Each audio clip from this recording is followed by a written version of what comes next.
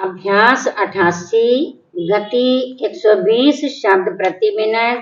मानक आशुलिपि। तीव्र गति अभ्यास स्टार्ट।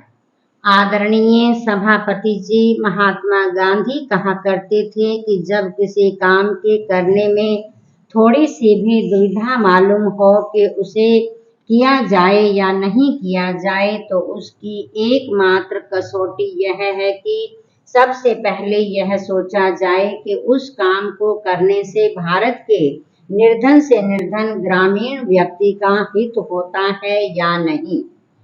यदि उस काम को करने से उनका भला होता है तो उसे अविलंब किया जाना चाहिए।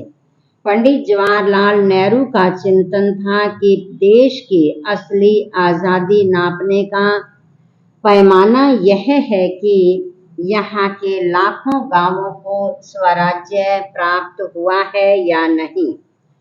और स्वराज्य का अर्थ उन्होंने स्पष्ट रूप से खुशहाली ही माना है, ना कि केवल स्वतंत्रता हासिल करना। पैरा, इसमें कोई शक नहीं कि आज गांव का रूप बदल रहा है।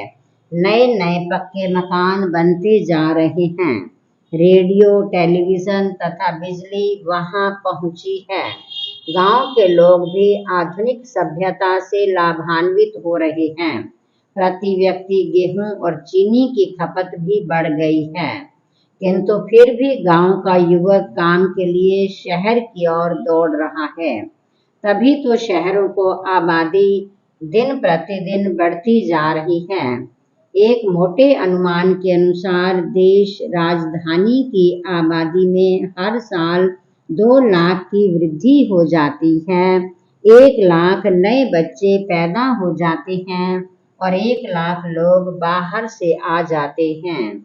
यही स्थिति अन्य महानगरों की भी है। तभी तो 1947 की 5-6 लाख की आबादी वाली दिल्ली अब 80 लाख के निकट पहुंच चुकी है। पैरा, आबादी बढ़ने से समस्याएं भी बढ़ी हैं और कुछ समस्याएं तो ऐसी हैं जिन्होंने नागरिक जीवन को बना दिया है। मकानों की कमी प्राय बड़े नगरों में अनुभव की जा रही है। मकान कम होने से उनके किराए ऊंचे होते जा रहे हैं, लेकिन आवश्यकताओं की वस्तुएं एक साथ महंगी हो गई हैं। कुछ उपभोक्ता वस्तुओं को प्राप्त करने के लिए उचित दर दुकानों पर घंटों लाइन में लगना पड़ता है। किसी भी दिन बिना पूर्व सूचना के पानी कब बंद हो जाएगा इसका कोई भरोसा नहीं। बिजली का अकाल आंख मिचौनी कई महीनों से चल रही है। उसकी बात करना तो इसलिए बेकार है क्योंकि सारे देश में ही बिजली की कमी ने जहां उत्पादन को क्षतिग्रस्त किया है, वहां वातावरण भी अंधकारमय बना दिया है। पैरा, घरों में चूल्हा लकड़ी और कोयले से जलता था। उस कारण मकानों की स्वच्छता नहीं रह पाती थी। पिछले कुछ समय से स्वच्छता की दृष्टि से गैस का प्रयोग बढ़ा है, किंतु अब स्थिति यह है कि गैस के सिलेंडर मिलने में काफी असुविधा हो रही है। इसके साथ साथ मिट्टी के तेल का भी अभाव बना हुआ है। गृहिणियों के लिए सबसे बड़ी समस्या यह आ रही है कि वे किस साधन द्वारा भोजन बनाएं। शहरों में आबादी बढ़ने से कई नगरों का जाल बिछा।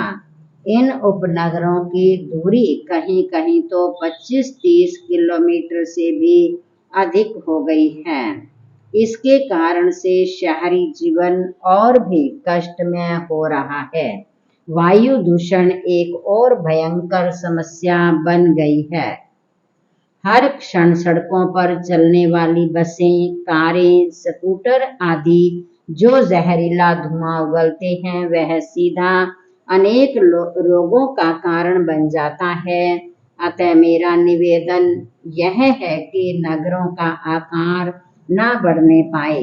इसके लिए सरकार को चाहिए कि ऐसे कदम उठाए जिनसे ग्राम्य जीवन को सुख सुविधा पूर्ण बनाया जाए और वहीं पर शिक्षितों को काम दिलाने की व्यवस्था हो सके। इसके लिए ज़रूरी है कि गांवों में छोटे छोटे कारखाने लगाने के लिए सरकार पूरा सहयोग प्रदान करे। पूर्ण विराम।